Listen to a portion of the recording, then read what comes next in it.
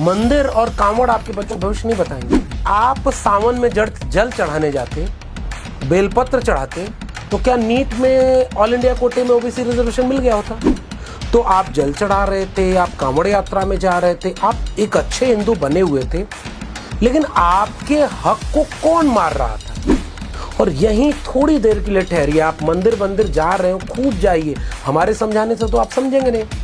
आप फूले की नहीं सुने, आप पेरियार की नहीं सुने, आप संविधान की नहीं सुने, लोहिया और मंडल की नहीं सुने, कांशीराम की नहीं सुने, तो आप हमारी क्या सुनेंगे? दोस्तों, द न्यूज़ बीट के YouTube चैनल को जरूर सब्सक्राइब करें और घंटी का बटन दबाएं। हेलो दोस्तों, स्वागत है आपका न्यूज़ बीट की इस खास पेशकश में। मैं हूं लक्ष्मण यादव और आज मैं आपसे एक बेहद ज़रूरी मसले पर बातचीत कर रहा हूं। ये मसला देश की आधी आबादी के ओबीसी तबके से जुड़ा हुआ है। असल में इस देश में हुआ ये है कि इस देश की आधी आबादी, जिसे एक ओबीसी पहचान के तहत मंडल कमीशन में 3743 जातियों को एकजुट करके एक नई पहचान के रूप में सामने पेश किया गया, वह पहचान कभी अपने हक हुकूक के लिए उस तरह से सजग नहीं हो पाई जितना उसे होना चाहिए था। और हाल के दिनों में जब हम ओबीसी पर सीधे सीधे हमला होता हुआ देख रहे हैं, तब लग रहा है कि धीरे धीरे वह पहचान बन रही है। मसलन नीट में ऑल इंडिया कोटे में ओबीसी आरक्षण न दिए जाने के सवाल को ही ले लीजिए। नीट का मसला पूरे देश में अब एक बड़ा मसला बन चुका है। तमाम बहुजन संगठनों में ओबीसी संगठन शुमार हैं जिन्होंने नीट के ऑल इंडिया कोटे में ओबीसी रिजर्वेशन न दिए जाने के खिलाफ एक मुकम्मल आवाज़ उठाने की कोशिश की है। यहाँ से आप इस पूरे परिदृश्य को देखिए। 2017 से नीट आता है, 2021 तक 11,027 ओबीसी के डॉक्टर जो हो सकते थे, उनकी सीटों पर सवर्ण लोगों को डॉक्टर बना दिया गया।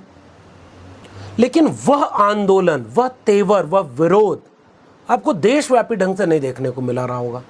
दक्षिण में पेरियार की जमीन पर, फूले नारायण गुरु बसवन्ना की जमीन पर वह तेवर तो दिखता रहा, लेकिन इस बार जब नीट में ओबीसी प्रधानमंत्री, ओबीसी कैबिनेट बनाने के बाद एक ओबीसी व्यक्ति को शिक्षा मंत्री बनाते हैं, तो वो झट से नोटिफिकेशन जारी कर देते हैं कि इस बार भी ऑल इंडिया कोटे में ओबीसी रिजर्वेशन नहीं होगा। तब आप देखेंगे कि पूरे भारत में ओबीसी तबके के भीतर एक प्रतिरोध की भावना उभर के सामने आती है। 26 जुलाई को पूरे देश में राष्ट्रीय सामाजिक न्याय दिवस के रूप में मनाया जाता है और तमाम दलित संगठनों को, आदिवासी संगठनों को आप पहचानिए, करीब से देखिए, उन लोगों को पहचानिए जो सीधे ओबीसी सब तबके से नहीं आते, मगर उन्होंने नीट के मसले को उठाया, उस पर बोले, उस पर लिखे, उसको अपनी कवरेज में शामिल किया। वैसे ही उन संगठनों को पहचानिए जो उत्तर प्रदेश, बिहार से लेकर के मध्य प्रदेश, महाराष्ट्र, तमिलनाडु तक नीट के मसले को उठाए। और अब ये देखने को मिल रहा है कि सरकार इस पर बैकफुट पर है। तो अब आप इसको समझिए ना कि आप सावन में जल चढ़ाने जाते, बेलपत्र चढ़ाते, तो क्या नीट में ऑल इंडिया कोटे में ओबीसी रिजर्वेशन मिल गया होता? या जल तो चढ़ा ही रहे थे, फिर ये आपकी हकमारी कौन कर रहा था? ये जो 40,000 के आसपास सीटों में से 11,000 सीटों पर ओबीसी के लोग नहीं बने थे, ये कौन रोक रहा था? यूपी के 69,000 शिक्षक भर्ती मामले में से आपको मिलना चाहिए था 27% आरक्षण, ओबीसी को मिला 3.80%। तो आप जल चढ़ा रहे थे, आप कांवड़ यात्रा में जा रहे थे, आप एक अच्छे हिंदू बने हुए थे, लेकिन आपके हक को कौन मार रहा था? कौन था जो 27% आरक्षण तक लागू नहीं होने दे रहा है? कौन है वो जो आपके लिए लड़ भी नहीं रहा है? इसको आप पहचान रहे हैं। और यहीं थोड़ी देर के लिए ठहरिए। आप मंदिर जा रहे हो, खूब जाइए, हमारे समझाने से तो आप समझेंगे नहीं। आप फूले की नहीं सुने, आप पेरियार की नहीं सुने, आप संविधान की नहीं सुने, लोहिया और मंडल की नहीं सुने, कांशीराम की नहीं सुने, तो आप हमारी क्या सुनेंगे? आप भगवान की सुनते हैं। आप खूब पूजा करके थोड़ी देर बैठ करके एक बार सोचिएगा कि नीट में जो बैकफुट पर सरकार है, ये कैसे है? ये 69,000 शिक्षक भर्ती मामले में अभी जो दबाव बन रहा है, कैसे बन रहा है? ये वो थोड़े से जागरूक लोग हैं ओबीसी तबके के, जो त्रिवेणी संघ, अर्जक संघ, ज्योतिबा फूले, सावित्रीबाई फूले, जगदेव बाबू, रामस्वरूप वर्मा, पेरियार ललई सिंह यादव, चंद्रिका प्रसाद जिज्ञासु, मंडल कांशी राम, लोहिया की विरासत वाले जागरूक ओबीसी हैं जो आपके हिस्से की लड़ाई लड़ रहे हैं। और जो संविधानवादी दलित और आदिवासी हैं ना, वो इस लड़ाई में आपका साथ दे रहे हैं। मैं आपसे ये अपील करने आया हूँ, ये एक दृश्य दिखाने आया हूँ।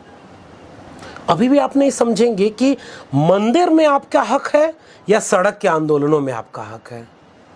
आपके बच्चे शिक्षित हों, उनको रोजगार मिले, उनको हक मिले। 52% आबादी को मंडल कमीशन ने कहा कि 52% होना चाहिए। 7 अगस्त आने वाला है दोस्तों। 7 अगस्त 1990 को इस देश में मंडल कमीशन की 2 अनुशंसाएं लागू हुई थी। उस मंडल कमीशन की जिसमें कहा गया था कि 50% अपर लिमिट है इंदिरा साहनी जजमेंट के बाद, नहीं तो मिलना तो इनको चाहिए आरक्षण 52%, जितनी आबादी है। मिला कितना? 27। अब तो सब कुछ ओबीसी में हो रहा है, तो एक बार अपने हक के लिए सड़क पर आइए ना और कहिए कि जब ईडब्ल्यूएस आरक्षण 15% आबादी है सवर्णों की, आरक्षण दे दिया आपने 10%, तो 5% आरक्षण उन सवर्णों को और दे दीजिए और जाति जनगणना कराइए। देखिए जितने दलित हैं उतनी सीटें दलितों को, जितने आदिवासी हैं उतने आदिवासियों को, और जितने ओबीसी हैं उतना सीटें आरक्षण ओबीसी को दे दीजिए और बनाइए हिंदू राष्ट्र। थोड़ा सा इन सवालों पर विचार करिए। 7 अगस्त फिर से आपके सामने आ रही है। वो आपसे सवाल पूछेगी कि पीढ़ियों ने जो आपके हक की लड़ाई लड़ी ना, वो आपके सामने से छीनी जा रही है। कभी नीट के रूप में, कभी 69,000 शिक्षक भर्ती मामले में, कभी जाति जनगणना नहीं कराने में। जाति जनगणना होगी नहीं, आपके बच्चों का भविष्य खतरे में है। मंदिर और कांवड़ आपके बच्चों का भविष्य नहीं बताएंगे। और आप अपने समाज के उन लोगों के साथ खड़े हुए जो जागरूक हो चुके हैं, जो आपके हिस्से की लड़ाई लड़ रहे हैं, और वो बहुजन एकता की तरफ चलिए। और 7 अगस्त को पूरे देश में एक राष्ट्रीय आंदोलन खड़ा करिए। और इस देश की आधी आबादी के आधे लोग भी अगर जागरूक होकर के पूरे देश में मंडल दिवस मनाते हुए, सामाजिक न्याय और ओबीसी दिवस मनाते हुए कहें कि ओबीसी को उसके हक, उसके हिस्से का हक ओबीसी प्रधानमंत्री और ओबीसी कैबिनेट तत्काल दे, जाति जनगणना कराए, 27% को आरक्षण 52% करे, यह देश बदल जाएगा। आप देख रहे थे न्यूज़ वीक। बहुत बहुत धन्यवाद।